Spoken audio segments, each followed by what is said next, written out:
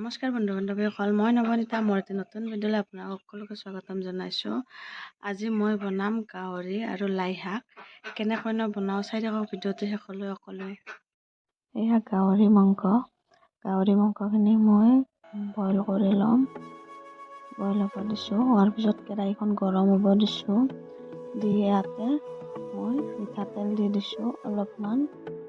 গাহৰি মাংসত তেল যিহেতুকে উঠে সেইকাৰণে অলপমান মিঠাতেল দি দিছোঁ। তেলখিনি গৰম হৈছে, গৰম হোৱাৰ পিছত এতিয়া দি দিছোঁ মই পাঁচফোৰণ। অলপমান পাঁচফোৰণখিনি দি এইখিনি একেলগে মই গাহৰিখিনি যিখিনি বইল কৰি লৈছিলোঁ সেই গাহৰিখিনি দি দিছোঁ। এইখিনি মই 3-4 মিনিটমান ফ্ৰাই কৰি লৈছোঁ। এইখিনি 3-4 ফ্ৰাই কৰাৰ পিছত ইয়াৰে গাহৰিৰ তেল ওলাই যাইছে, দেখছে না? গাহৰিখিনি তেল ওলাই যাইছে। ইফালে মই ৰেডি কৰি লৈছোঁ পিঁয়াজ, আদা, নহৰু, জ্বালা গোটেইখিনি আৰু মায়ে মোক এইখিনি চাহ দি দিছে। চাহ খাই বনাইছোঁ। তাতে গাহৰিখিনিত মই পিঁয়াজ দি দিলোঁ, কেঁচা পিঁয়াজখিনি। দুটা সৰু সৰু মিডিয়াম চাইজৰ পিঁয়াজ লৈছোঁ, সৰু সৰুকৈ কাটি পিঁয়াজ দুটা দি দিলোঁ।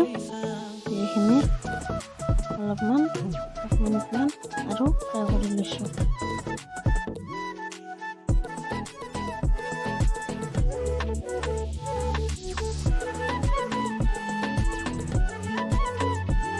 এইখিনি ফ্ৰাই কৰি এতিয়া কেঁচা জ্বালা দুটা দি দিছোঁ মই।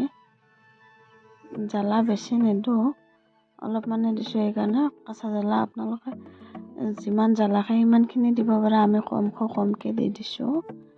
নিমখ দিছোঁ, নিমখ সোৱাদ অনুযায়ী দিব। নিমখ দি এইখিনি মই আৰু 2 মিনিটমান ফ্ৰাই কৰি লৈছোঁ।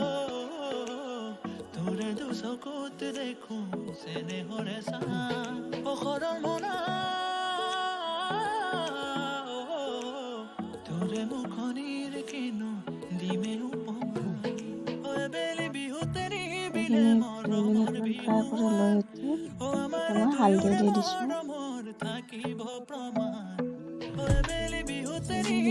হালধি দি এইখিনি আৰু মই অলপমান ফ্ৰাই কৰিম। গাহৰিখিনি যিমানে ফ্ৰাই কৰিছোঁ সিমানে তেল ওলাই আছে।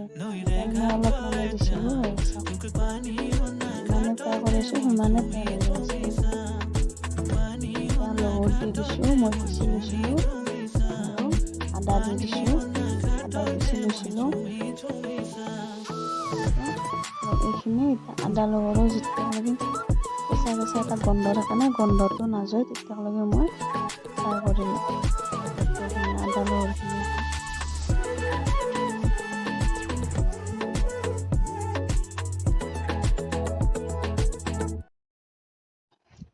এতিয়া মই দুটা সৰু চাইজৰ আলু কাটি লৈছিলোঁ, আলু দুটা দি দিছোঁ। আপোনালোকে আলু দিবও পাৰে নিদিবও পাৰে, কিন্তু মই মাংসৰ আলু খাই খুব ভাল পাওঁ। আমি আলু দি দিছোঁ। দি এইখিনি মই আৰু আলুখিনি সিজি যোৱালৈকে ফ্ৰাই কৰি ল'ম।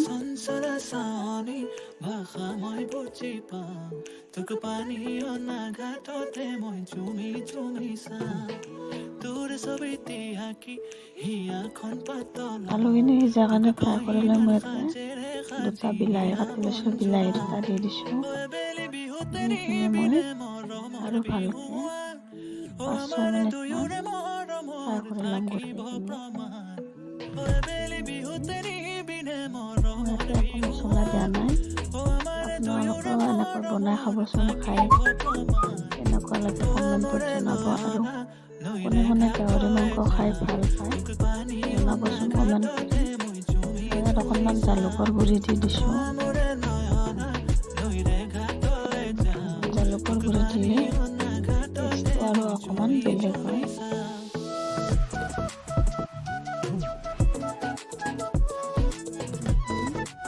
ইয়াতে মই এইখিনি একদম তেললৈ লাগি ধৰিছোঁ কেৰাহীটো।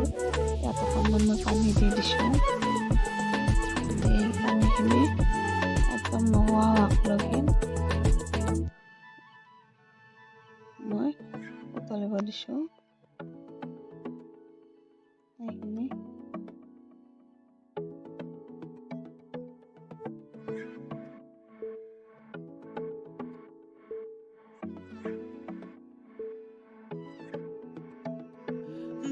বিৰাট ধুনীয়াকৈ উতলিছে চাৰিওফালে জুই। ধুনীয়াকৈ খাব আঞ্জাখন কেনেকুৱা হয় নাজানো পিছত। কাহ চৰ্দি হৈছে থকাৰ কাৰণে মাতটো অলপমান বহি গৈছে, বেলেগ হৈছে। আঞ্জাখনত কালাৰটো কম আছে অহাৰ কাৰণে মই অকণমান কাশ্মীৰী লাল মিৰ্চ দি দিছোঁ। বিলাহী দি ইপিনে মই লাই শাক লৈছিলোঁ, সৰুকৈ কাটি লৈছোঁ, বহুত ডাঙৰ কৰা নাই। লাই শাকখিনি দি দিছোঁ ইয়াতে গোটেইখিনি। লাই শাকখিনি দি দিছোঁ।